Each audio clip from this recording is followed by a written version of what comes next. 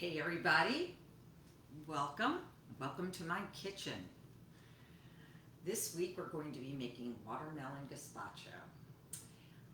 Some of you have asked me how I come across, what recipes I want to make and what I'll be doing each week. And the truth is, it's kind of inspired by what is seasonal. What I have in my kitchen, what I have in my garden, what is at the farmer's market, what's at the grocery store. There's a lot of wonderful seasonal foods that are in the stores right now, at the farmer's markets. And a lot of times I find I have a lot of extra produce or a lot of extra fruit that I need to use up. And quite truthfully, that's the inspiration for the recipes that I am making.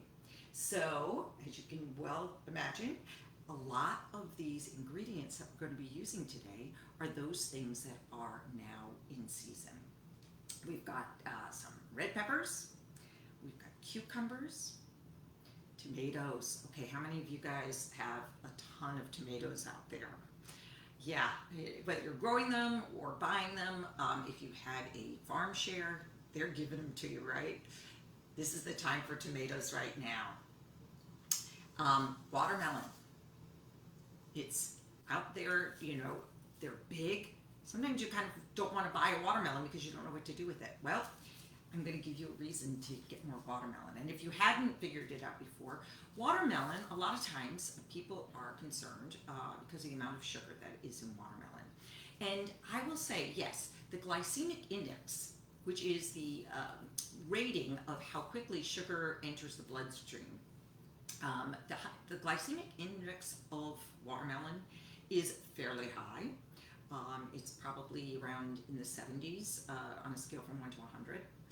But the reality is, when it is measured as with the carbohydrates that it contains, the glycemic load, it's actually very low. It is a 2, whereas anything under 10 is considered low. So, in moderation, the sugar in watermelon is a part of a good, healthy diet because of the way the sugar is being delivered into the body. So, hey, I just want to give a shout out to Debbie. Hi, Debbie. And hey, Gabby. So good to have you with us here today. So I was just talking about watermelon and how good it really is for us. It's actually, this time of year, hydrating. We're looking to stay hydrated. Watermelon's like 95%, maybe between 90 and 95% water, as are cucumbers. All very good for us, good for our skin, good for all of our cells to function properly. Also high in vitamin C, and the red that the watermelon has, that's from lycopene, which is a phytonutrient. Lycopene has been found to be very good for heart health. It is actually good for prostate health and bone health. So a lot going on there, and we just thought it was just a sweet, luscious fruit. It does a lot to help us. And I know a lot of people ask me about what food they should eat. Should I be eating this? Should I be eating that? My answer always is, every fruit, every vegetable, every food you eat is part of the whole. Rather than looking at just one food, is that going to be good for my heart? Is that going to be good for... As part of a healthy, balanced diet, yes, it is. But don't look to one food for just all of your nutrition. Look at the balance. Look at the color, because color is a good indication of the health of your diet. And I'm glad to say we've got a lot of color going on here today. So, you're probably wondering when I'm going to stop talking and when I'm going to start cooking. Let's do that. So what I want to do first, this gazpacho, gazpacho in general is a chilled soup. This one is raw, but what I'm going to do is I would like to remove the skin from the tomatoes that I'm going to be using. I'm going to be using actually 2 tomatoes, and they need to be blanched. Blanching is just when you plunge something into some hot boiling water. In this case, we're doing it to remove the skin, just so you don't have those skins in your finished soup. what I did was I just scored an X on the bottom of the tomato. And I have some boiling water here. I'm going to put that tomato in for 1 minute. I'm just going to set the lid to the side a little bit so it doesn't boil over. And I'm going to ask Siri to remind me. Set a timer for 1 minute. Okay, so hopefully she'll remind me in 1 minute. While that's going on, let's move on to cucumber. Now typically I don't tend to like to peel my cucumbers if they're organic, and this one is, but because I don't want that green color to compete with the red when I blend everything up, because when you mix green and red you get brown, we want to keep a nice healthy color to this dish. So I'm going to take away, I actually have an English cucumber here. It has less seeds. And I'm just going to peel the skin. Typically, as I said, if I have an organic cucumber, I will keep the skin on. I just wash it because there's a lot of nutrients. Did you know that most of the nutrients in vegetables and fruits are found in the outer edges? In the skins, typically. Even with onions, that's true. Although onion skins are not particularly something that I would like to eat. And what I'm going to do then, I peeled this up, I'm just going to coarsely chop my cucumber into, whoops, lost one there, into some pieces. Now, what I'm going to do though is I'm going to reserve, I reserved about 1/3 of it. And with these, I want to make sure you can see what I'm doing here. Let me move some of these out of the way. Here we go. I can hear this boiling. I'm just going to turn it down just a little bit so it doesn't boil over. So what I'm going to do is I'm going to chop this more finely. And the way I like to do this is I like to make matchsticks out of the cucumber, if you can see. And then I'm just going to go across and cut these into small little dice pieces. Why am I doing this? Because what we're going to do is we're going to blend up our ingredients in the blender.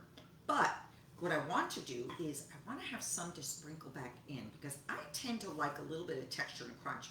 You don't have to do this if you don't want to. You can have a nice smooth gazpacho.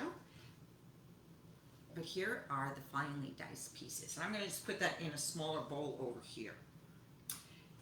And I am going to, and basically, you know, that was about the size of a small cucumber. I left some reserve of the English cucumber just because they tend to be so large.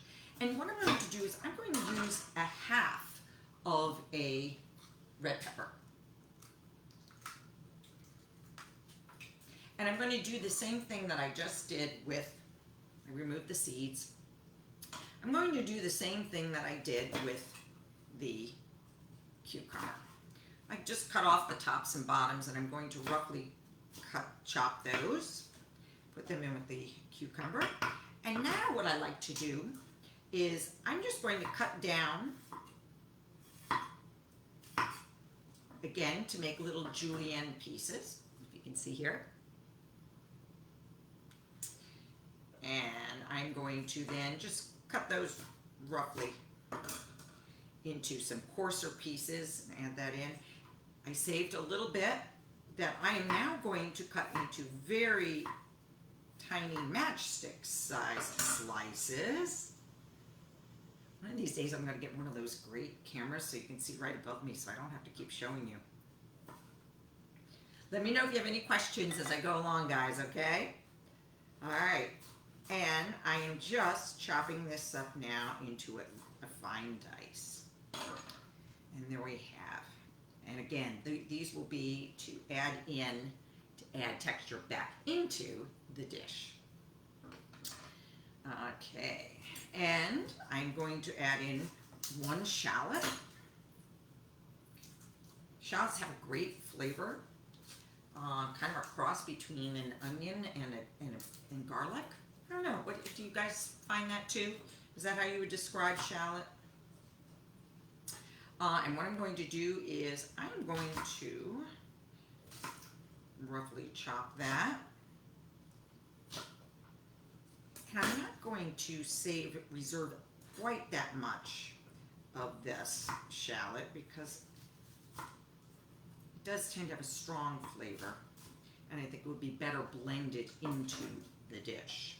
So what I'm doing now is I just chopped some very thin slivers, and I'm almost mincing them. I'm going to add that to my other dish with the more finely chopped ingredients. All right, and now we come to our watermelon. If you have a seedless watermelon, that makes it very easy to cut. Oh, that shallot was very strong. My eyes are tearing.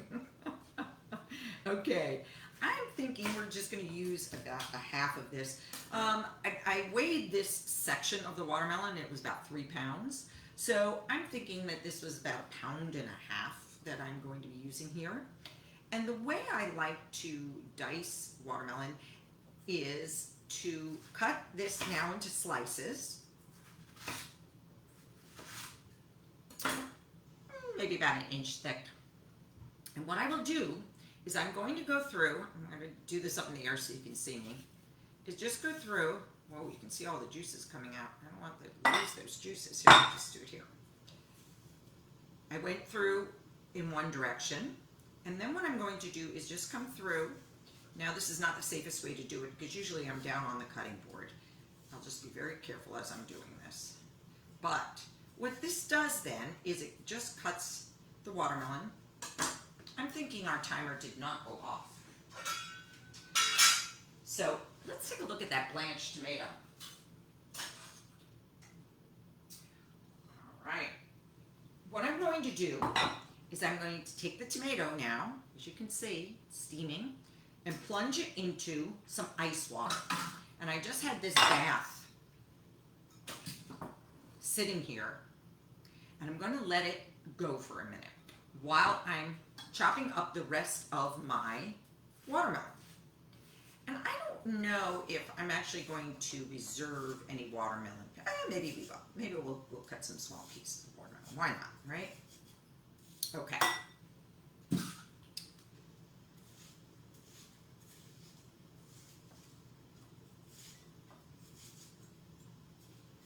What I want is I want about 1.5 to 2 cups of watermelon. When I get to the end here, I just cut all 3 sides of the, I guess what you would call the heel, and just kind of cut it like that and have that come off. You know what? I might just have one more slice of watermelon. It looked a little skimpy to me. And I'm going to just cut those off. And maybe this end is what I will do a little bit more finely chopped to add to the finished soup.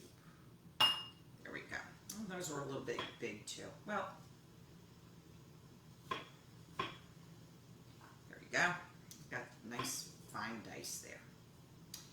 Excellent. Okay. All right, let's see how our tomato is doing. All right, so ideally now the skin should just peel away.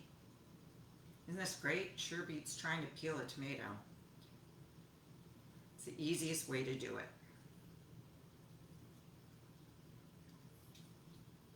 And I just removed the skin from it. Let's put this back and turn my stove off. Now, I did one earlier as well. So I have 2 tomatoes here. I'm going to let this one cool.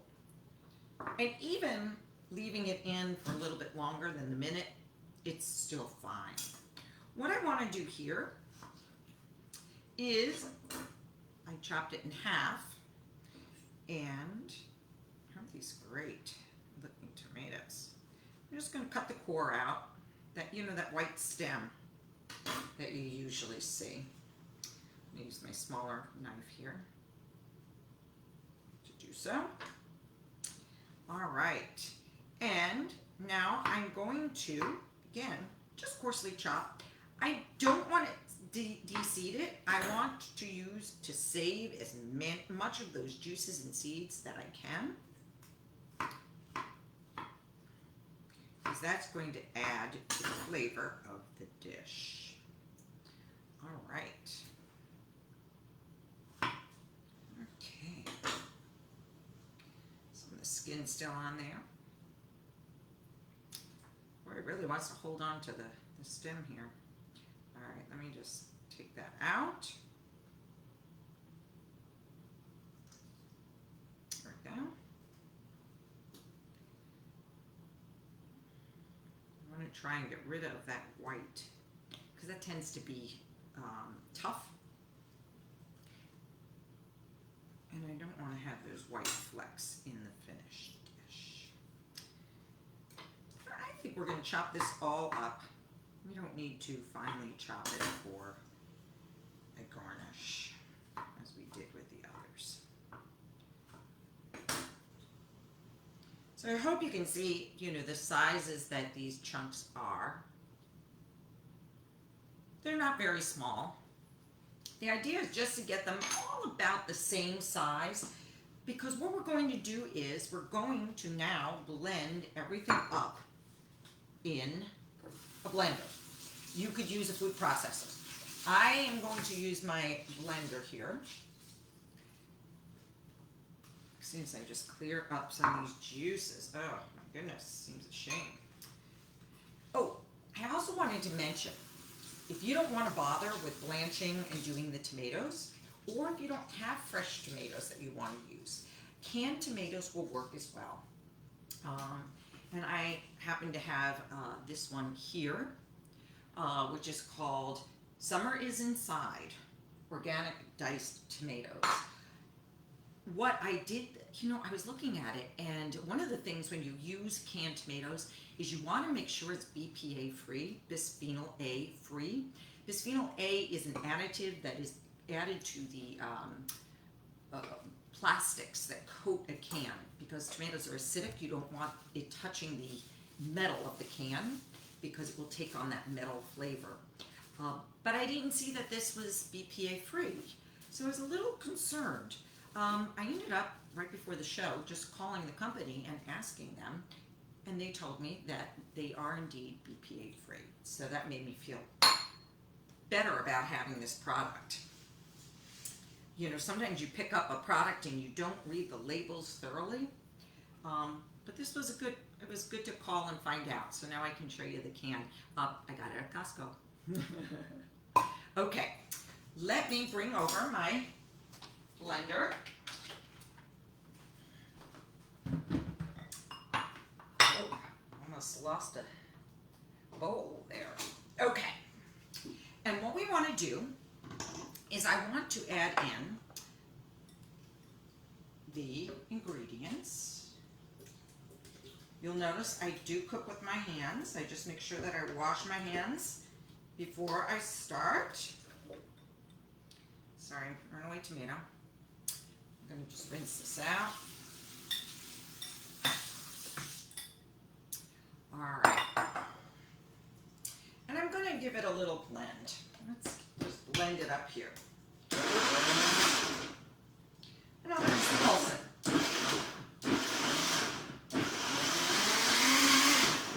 All right. Now, you'll notice it actually is the consistency of a smoothie. Oh my gosh, that smells so good. Which, when I was making this, inspired me to think about using it as a drink, which you can do. In fact, what you might like to do is serve it in a cup instead of a bowl, for that reason, so people can just kind of sip on it, have a little taste.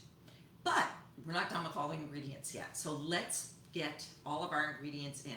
So far we've got our tomatoes, we've got our bell pepper, we have our cucumber, we have our shallot. What I want to do is to give it that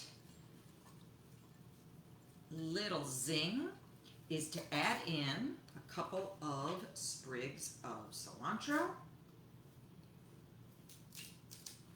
I'm going to add in about that much, a scant handful. Okay, and I might reserve some of those leaves for later as a garnish. We've got that. I added in my watermelon. I want to add in about a tablespoon of white balsamic vinegar. I like to use the white because it has a little bit of a different flavor than the regular dark balsamic, but it also does not add a dark color to something where I want these colors to stay nice and bright.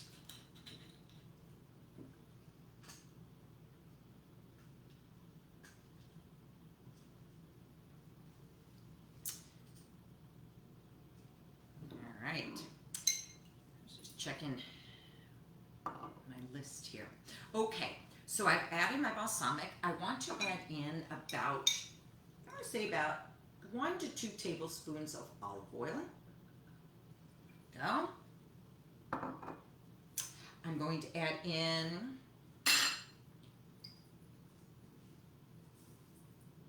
I'm going to say 2 pinches, which, you know, maybe 1/4 to a 1/2 teaspoon, probably about a 1/2 teaspoon of salt.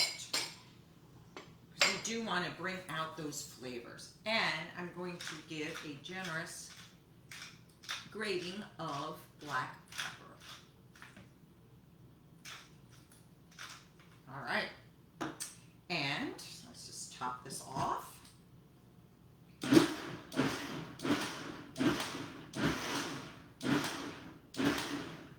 I'm leaving those flakes, the cilantro leaves, more particulate so you can still see them. I like that way of serving it. Okay, so we now here's what an optional ingredient, if you would like, is to add some red pepper flakes. Now, if you're doing it as a drink, or a Bloody Mary mix, you might want to add those red peppers in. But if you're doing it as a smoothie, you could just take it right now, just like this.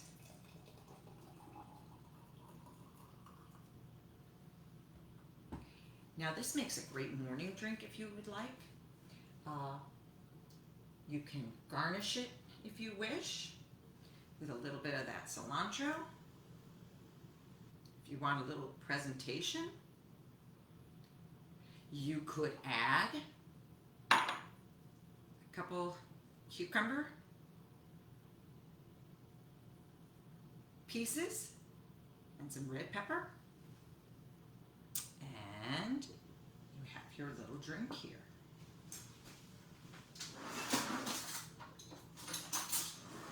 All it needs is a little straw. And just taste it, make sure we're on target here.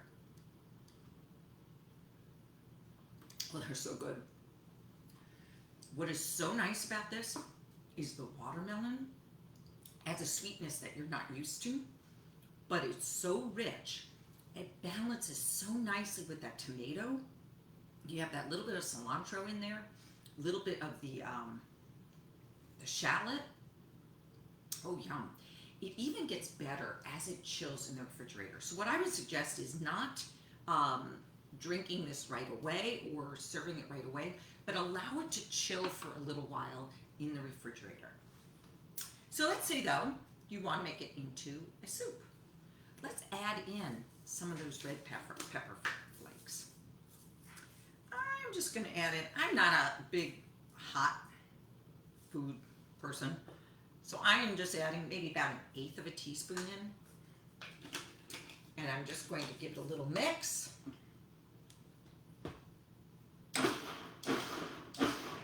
All right, and as I said, if you have a nice shallow soup cup or even a teacup or something like that, that would be a great presentation for this. I have a little casserole dish. A serving size, anywhere from a half cup, if it's just like a little appetizer-y kind of taste thing, to a full cup if you want it as a meal. And here's where your diced garnish pieces come in. So what I'm going to do is just add these in. Add a few pieces here. I'm going to reserve that for the rest of the servings that we would have. And I'm going to add in a little bit of cilantro as a garnish.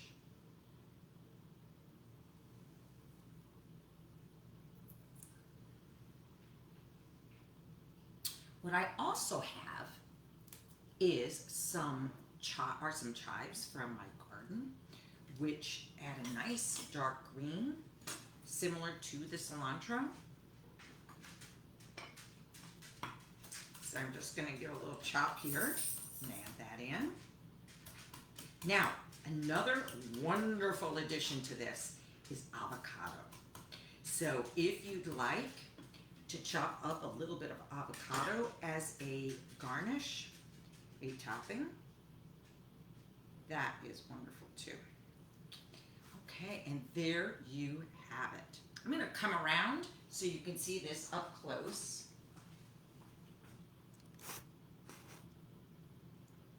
Let's see, there we go.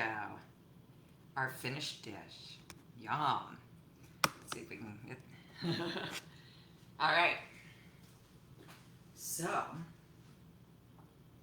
and it does tend to, as it chills, it does tend to thicken up a little bit, not a ton. If you'd like it a little thicker, you can add more tomato to it. You could add more cucumber. I'm just going to taste it here.